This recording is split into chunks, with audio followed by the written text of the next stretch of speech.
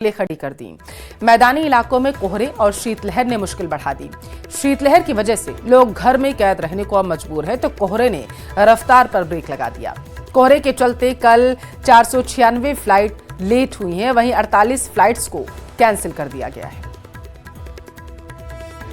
ये बड़ी खबर आपके टेलीविजन स्क्रीन पर। लगातार पड़ रही कड़ाके की ठंड ने लोगों का जीना दूभर कर दिया है, क्योंकि जहां पहाड़ी इलाकों में बर्फ गिर रही है जिसकी वजह से रास्ते जाम हो रहे हैं, तो वहीं दूसरी तरफ मैदानी इलाकों में भी इसका असर देखने को मिल रहा है।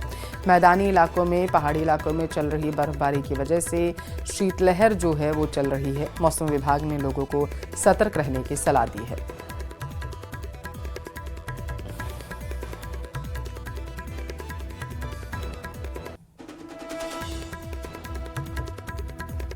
दिल्ली एनसीआर समेत आधा भारत घने कोहरे की चपेट में है। वहीं पहाड़ों पर हो रही बर्फबारी और बारिश से मैदानी इलाकों में हाड़ कपाऊ ठंड जारी है। अगर दिल्ली की बात करें तो यहाँ का आसमान आप देख सकते हैं किस तरीके से घना कोहरा छाया हुआ है, साथ ही धुंध का भी अटैक है। ऐसे में दिल्ली का एयर क्वालिटी इंडेक्स आज सुबह 400 के पार चला गया। वहीं न्यूनतम तापमान 8-9 डिग्री सेल्सियस दर्ज किया गया है। ऐसे में मौसम विभाग ने येलो अलर्ट जारी किया है कि दिल्ली में अभी ठंड से राहत मिलने की उम्मीद नहीं है। सोमवार को हल्की बारिश भी यहाँ हो सकती है। ऐसे में दिल्ली में आने वाले दिनों में ठंड और बढ़ना तय है। वीडियो जर्नलिस्ट सोनू के साथ संदीप पांडे, न्यूज 18 दिल्ली। तो पहाड़ों पर जहां भारी बर्फबारी हो रही है, तो वहीं उत्तर भारत में बेतहाशा ठंड पड़ रही। सुबह सुबह कोहरा होने से ज्यादा परेशानी हो रही। आने वाले कुछ दिन और ज्यादा सर्दी से राहत के आसार मिलते नजर नहीं आ रहे। मथुरा, लखनऊ, अलीगढ़, आगरा सब कोहरे में ढके हुए हैं।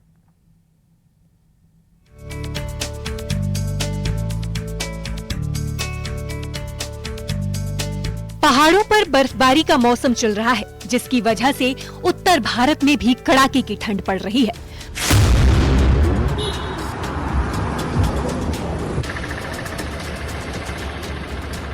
कोहरे ने कई शहरों को आगोश में ले रखा है।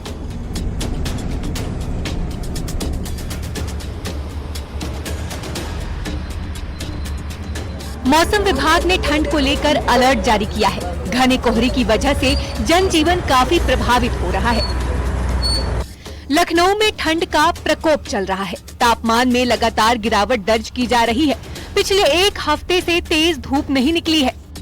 बात राजधानी लखनऊ की करें तो राजधानी लखनऊ में अभी भी धुंध कोहरे के साथ पाला पड़ता हुआ नजर आ रहा है, जिसके चलते लखनऊ का तापमान आज 5 डिग्री सेंटीग्रेड तक पहुंच गया था। जिसे देखते हुए राजधानी लखनऊ में ठंड से बचाव के लिए हर संभव इंतजाम किए जा रहे हैं। जो स्थानीय लोग हैं वो घरों से निकलने के पहले गर्म कपड़े पहनकर बाहर निकल रहे हैं, मुंह ढककर निकल रहे हैं। साथ ही साथ स्थानीय प्रशासन द्वारा भी जगह जगह अलाव जलाया जा रहा है और रैन बसेरे बनाए गए हैं, जिनके जरिए जो गरीब लोग हैं, जिनके पास आश्रय स्थल नहीं है, उनको इस कड़ाके की ठंड से बचाया जा सके। दिल्ली एनसीआर सहित गाजियाबाद में सुबह से ही कोहरे की सफेद चादर ने अपने आगोश में लिया हुआ है। गाड़ियों की रफ्तार पर भी ब्रेक लग चुके हैं। तस्वीर गाजियाबाद की सुबह की आपको दिखाना चाहूंगा। आप देख सकते हैं किस तरीके से तस्वीरों में सुबह से ही कोहरे की एक सफेद परत ने पूरे शहर को ढका हुआ है। विजुअलिटी बिल्कुल ना के बराबर है। यही कारण भी है कि रोड पर चलने वाले वाहनों ने अपने अपने वाहनों की हेडलाइट जलाई हुई है, ताकि कोई दुर्घटना ना होने पाए, क्योंकि कोहरे के चलते विजुअलिटी बेहद ही कम हो जाती है। वहीं अगर बात की जाए सर्दी की दस्तक की, तो अभी का जो तापमान है 8 डिग्री सेल्सियस नापा गया है। आगरा में ठंड और कोहरे की दोहरी मार दिख रही है। सुबह से ही कोहरे की सफेद चादर छाई हुई थी। सुबह के समय पर जो मॉर्निंग वॉक पर बुजुर्ग और बच्चों को डॉक्टरों ने सलाह दी है कि वे मॉर्निंग वॉक पर नहीं निकलें। सबसे पहले तस्वीर आपको आगरा की दिखा रहे हैं। यह आगरा की तस्वीर है। लगातार यहाँ पर सर्दी और कोहरे का सितम जारी है। सफेद कोहरे की चादर में पूरे आगरा लिपटा हुआ है। हालांकि अभी का अगर तापमान की बात करें तो अभी लगभग 8 डिग्री सेल्सियस तापमान दर्ज किया गया है। मथुरा भी पूरी तरह कोहरे की घनी चादर में लिपटा है। कोहरे के चलते रेल के पहियों की रफ्तार भी धीमी पड़ गई है, जिसके चलते ट्रेन भी कई घंटे लेट चल रही है। यात्रियों की परेशानियां बढ़ गई हैं। वाराणसी में ठंड का सितम जारी है। ठंड की वजह से सड़कों पर सन्नाटा नजर आया। पिछले 3 दिनों से वाराणसी में ठंड से बुरा हाल है। ठंड तो प्रचंड हो गई है आज, मतलब बाहर निकलने की हिम्मत नहीं हो रही थी और हाथ गल रहे थे एकदम। जितने कपड़े हो सकते हैं ठंड के सब पहन के हम लोग बाहर निकल रहे हैं, मजबूरी है निकलना। लखीमपुर खीरी में न्यूनतम तापमान 6 डिग्री दर्ज किया गया। रात तो क्या, दिन में भी अलाव का सहारा लेना पड़ रहा है। हापुड़ में कड़ाके की ठंड के बीच कोहरे का सितम भी लगातार जारी है, जिसकी वजह से लोगों को बाहर निकलने में। तो भारत में अब 18 साल से कम उम्र के बच्चों को सोशल मीडिया पर अकाउंट बनाने से पहले अपने माता पिता से परमिशन लेनी पड़ेगी। केंद्र सरकार ने इसके लिए बकायदा मसौदा भी तैयार कर लिया है। देखिए रिपोर्ट में।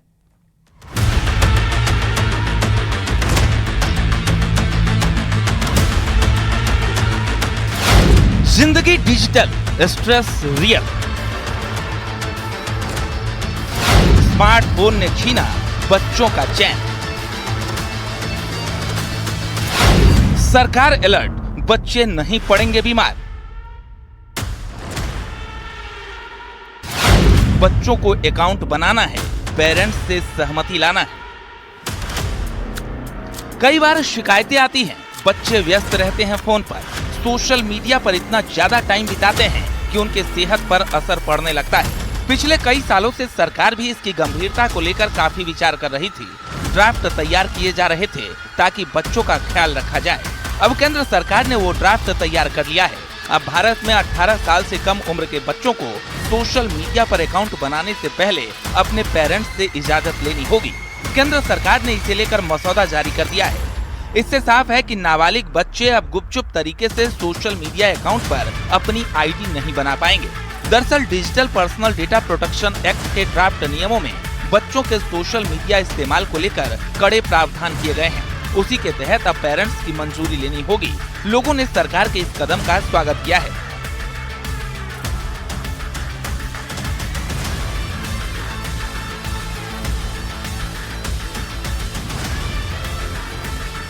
अब तक बच्चों को कई इस तरीके का सुविधा मिल रहा है कि डिजिटल अरेस्टिंग है, या कई बच्चों को मोबाइल हैक कर लिए जाते हैं कि माँ बाप के संज्ञान में रहेगा कि हमारा बच्चा आखिर मोबाइल पर चला क्या रहा है। एक OTP आएगा। बहुत ही अच्छी सरकार की पहल है कि माँ बाप की संज्ञान में रहेगा, क्योंकि 18 साल से पहले अधिकार जब बच्चों को है ही नहीं। आजकल का जो माहौल है उसको देखते हुए सरकार ने जो अपनी पहल चलाई है बहुत अच्छी है। 18 साल से कम उम्र के जो भी बच्चे हैं उनके पेरेंट्स को पता होना चाहिए कि हमारे बच्चे इंटरनेट के माध्यम से क्या कर रहे हैं। हर बात की नॉलेज होनी चाहिए। इससे बहुत बड़ी क्राइम हो रहा है और रोकथाम। WHO के मुताबिक 10% से ज्यादा नाबालिग बच्चे सोशल मीडिया के इस्तेमाल से नकारात्मक रूप से प्रभावित होते हैं। एक रिपोर्ट के मुताबिक सोशल मीडिया पर टीनेजर्स और बच्चे काफी समय व्यतीत कर रहे हैं। सोशल मीडिया पर करीब 10% टीनेजर हर रोज 4 घंटे से ज्यादा समय बिता रहे हैं, तो वहीं 21% टीनेजर्स 2 से 4 घंटे के बीच समय बिताते हैं। 33% टीनेजर्स 1 से 2 घंटे के बीच समय बिताते हैं, तो वहीं 30 मिनट से 1 घंटे के बीच करीब 22% टीनेजर्स सोशल मीडिया पर समय बिताते हैं। WHO की रिपोर्ट ये भी बताती है कि दुनिया भर में जैसे जैसे सोशल मीडिया का इस्तेमाल हो रहा है, बच्चों में मानसिक और शारीरिक समस्याओं में भी इजाफा दिख रहा है। अगर जो बच्चे अडल्ट हैं तो वो इजीली बना सकते हैं, उनको परमिशन के लिए वो करना चाहिए, बट जो छोटे बच्चे हैं उनको नहीं होना चाहिए। इसमें उसका मिसयूज भी होता है, क्योंकि ऐसे बच्चे जो उनके बारे में पता नहीं। पहली बात तो हमारे देश में सेक्स एजुकेशन बहुत ज्यादा कम है, ऐसी चीजों पे बातचीत नहीं होती है, तो बच्चों के अंदर ना एक जानने की इच्छा होती है कि क्या होता है, कैसे होता है, और उनको ऐसी चीजें जब मिलती है तो वो उसमें इंटरेस्ट लेते हैं। भैया ये बहुत अच्छी बात है कि पहले पेरेंट्स से परमिशन ली जाए और उसके बाद ही अकाउंट या किसी भी सोशल मीडिया पे अपने बच्चे को परमिशन दी जाए। हाँ तो सही है, लो बढ़िया, सारे बच्चे लगे रहे पूरे दिन यूट्यूब पे इनमें, तो इससे लो से बढ़िया रहेगा।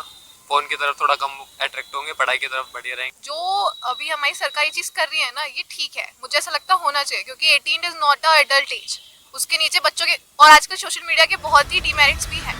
बच्चों के सोशल मीडिया इस्तेमाल पर दुनिया भर में लंबे समय से बहस चल रही है। ऑस्ट्रेलिया ने सबसे पहले 16 साल से कम उम्र के बच्चों के सोशल मीडिया इस्तेमाल पर बैन लगाया। वहीं भारत में भी लोग इस कदम की सराहना कर रहे हैं। Bureau report, news 18। कोरोना की दहशत अब भी कभी कभी जोर पकड़ लेती है, जबकि इसे आए हुए 5 साल का लंबा वक्त बीत चुका है। इधर सोशल मीडिया पर एक और महामारी की चर्चा जोर से होने लगी। दावा किया जा रहा है कि चीन के अस्पतालों में भारी भीड़ है। एक नई महामारी लौट आई है, नया वायरस लौट आया। क्या है यह मामला, रिपोर्ट में देखिए।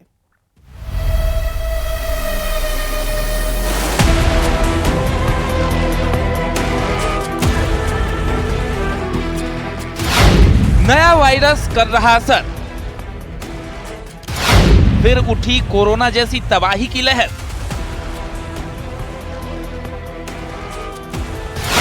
चीन के अस्पतालों में मरीजों की भीड़।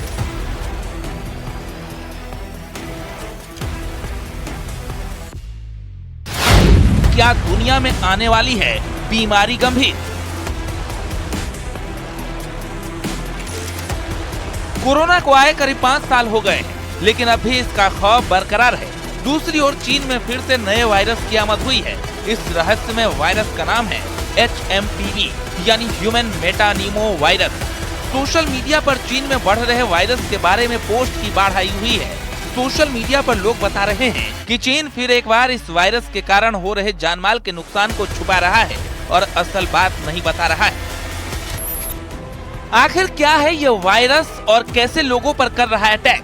ह्यूमन मेटानीमो वायरस, जिसे HMPV के छोटे नाम से भी जाना जाता है, इंसानों की श्वसन प्रक्रिया पर प्रभाव डालने वाला वायरस है। श्वसन संबंधी अन्य वायरस की तरह ये भी संक्रमित लोगों के खांसने छींकने के दौरान उनके करीब रहने से फैलता है। ये मुख्य तौर पर बच्चों पर असर डालता है। हालांकि कमजोर प्रतिरोधक क्षमता वाले लोगों और बुजुर्गों पर भी इसका प्रभाव दर्ज किया गया है। इस वायरस की वजह से लोगों को सर्दी, खांसी, बुखार, कफ की शिकायत हो सकती है। ज्यादा गंभीर मामलों में गला और श्वास नली के जाम होने से लोगों के मुंह से सीटी जैसी खरखराहट भी सुनी जा सकती है। करें तो उसी तरह के लक्षण होते हैं जैसे कॉमन कोल्ड के अंदर होते हैं, जैसे कफ का होना, कोल्ड का होना, सोर थ्रोट होना, बुखार होना। और इसके फैलने की बात करें, ट्रांसमिशन की बात करें, तो क्योंकि ये भी एक ड्रॉपलेट इन्फेक्शन है, तो अगर कोई संक्रमित व्यक्ति है तो दूसरे को वो संक्रमण दे सकता है। मतलब ये वायरस खास तौर पर बच्चों पर अटैक करता है, खासकर उन बच्चों पर जिन्हें न्यूमोनिया जैसी बीमारी है। सर्दी के मौसम में वायरस तेजी से फैलता है, इसलिए बच्चों की सेहत पर विशेष ध्यान रखना जरूरी है। ये निमोनिया से मिलता जुलता, निमोनिया लाइक वायरल इलनेस से मिलता जुलता वायरस है, जिसकी वजह से बच्चों में वायरल लाइक सिम्टम होते हैं, फ्लू की तरह के सिम्टम होते हैं। और ये सिम्टम्स को वॉच करना बहुत जरूरी है, क्योंकि बच्चों में इस समय अगर निमोनिया हो जाए फ्लू के साथ या सेकेंडरी इन्फेक्शन हो जाए तो इसका बहुत ज्यादा प्रकोप बढ़ सकता है। हालांकि WHO ने चीन के नए वायरस पर चुप्पी साध रखी है, तो वहीं स्वास्थ्य सेवा महानिदेशालय यानी DGHS के अधिकारी डॉक्टर अतुल गोयल ने कहा कि चीन में HMPV के प्रसार को लेकर घबराने की जरूरत नहीं है। उन्होंने सभी श्वसन संबंधी संक्रमणों के मामलों में सावधानी बरतने का सुझाव दिया है। ऐसी कोई सीरियस बीमारी नहीं है जिससे चिंता करने की जरूरत है। इन दिनों, सर्दी के दिनों में रेस्पिरेटरी वायरस इन्फेक्शंस होते हैं और हमारे हॉस्पिटल्स और इंस्टीट्यूशंस इनको हैंडल करने के लिए तैयार हैं।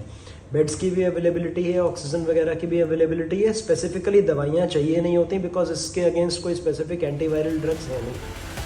खबर यह है कि चीन के कई इलाकों में अघोषित आपातकाल लग चुका है। अस्पतालों से लेकर श्मशान तक अलर्ट जारी हो चुका है। तो सवाल उठता है कि क्या एक बार फिर दुनिया एक और महामारी की चपेट में आने वाली है? Bureau report, news 18।